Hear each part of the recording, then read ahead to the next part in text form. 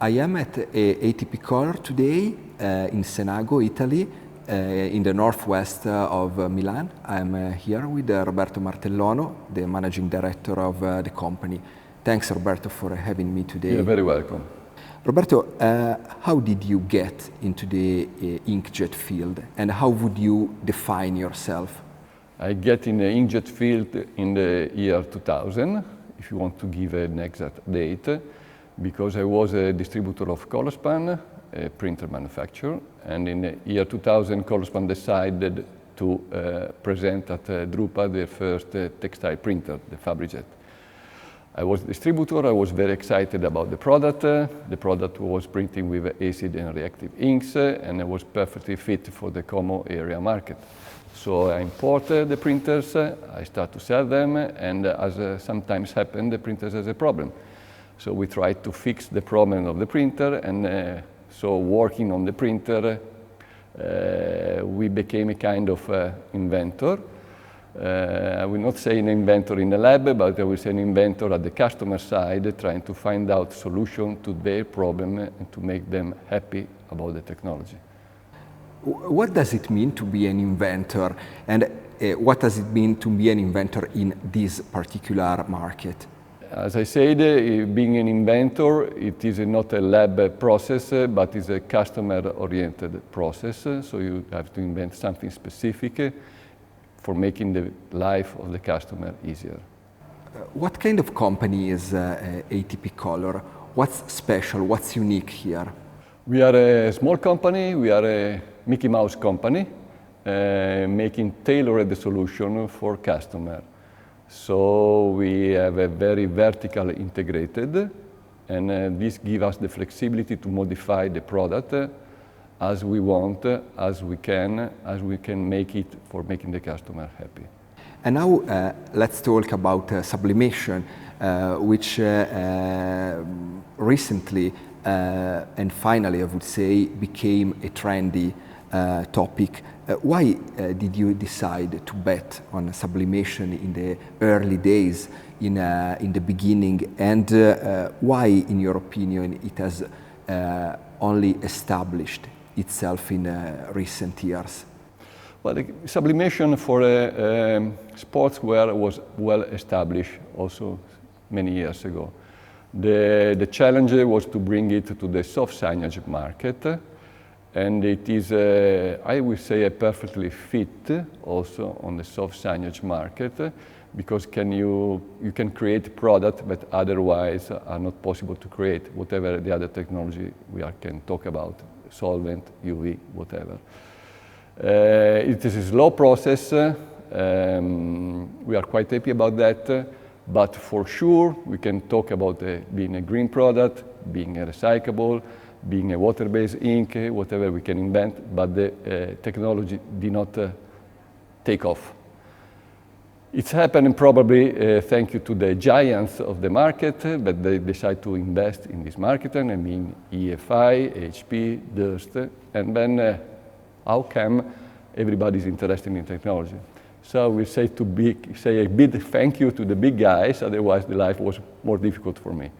Nowadays, most printers, most printing companies look interested in flags, light boxes, and a few other things. But how many different products could actually be produced using sublimation?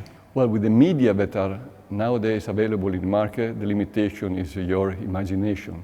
So you can create mostly everything with sublimation, because most of the fabric are made of polyester. Well, say the polyester can clone many different media, cotton, silk, and you have a perfectly feeling with this product. I will say that the market is expanding for the soft signage, but as well also for the traditional fashion. 20 years ago, the stylists were not happy to use a plastic, like was called a polyester. Now the attitude is changing a lot. In the last couple of years, most of the global printers manufacturers to get into the textile market came to Italy, started new operations or purchased existing operations here in northern Italy, in the Milan, Como, Varese area. In your opinion, does it really have to do with our fashion, heritage, or it's simply related to the particular skills that we have in the region?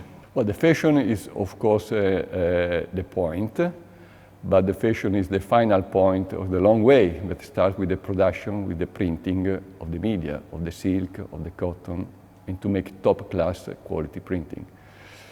Making top-class quality printing forces you to have the best technology, otherwise it's impossible. So we say that the real driver of the process is the quality that we can get in the north of Milano.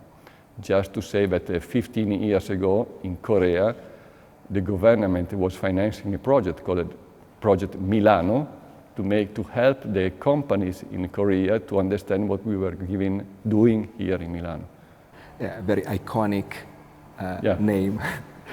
When I first saw your website, it was, I don't remember, but it was more than a decade ago probably, I was struck by the amount of in-depth technical content that you decided to have to host on the website. It was not just about products. It was a lot about white papers, about some very in-depth technical things, or something like I don't know, more engineering style.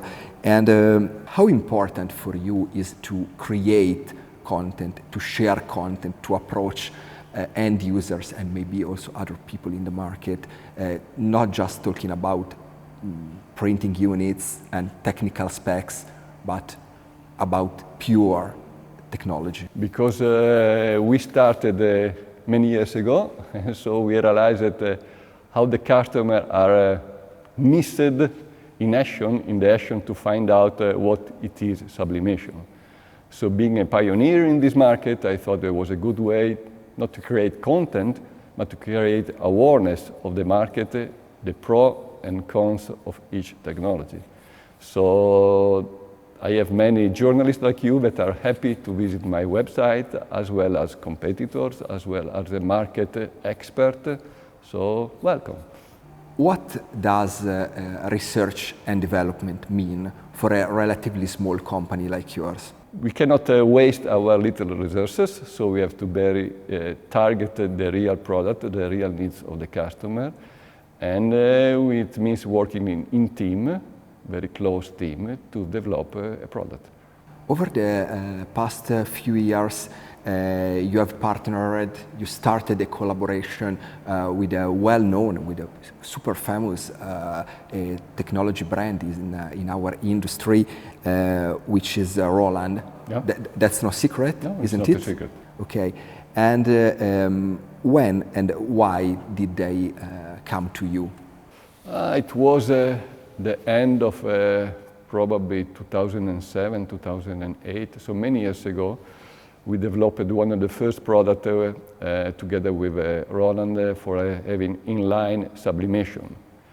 And I have to say that it was a quite success product. We sold a few hundreds of these sublimation printers 15 years ago. Then they decided probably they make something by their own, and then after 10 years they came back and we started work together again. Still a very high level of respect each other. A few years ago, you already mentioned there were only very few Italian, Japanese, Korean companies developing and producing and delivering sublimation printers, and very few printing companies investing on this technology.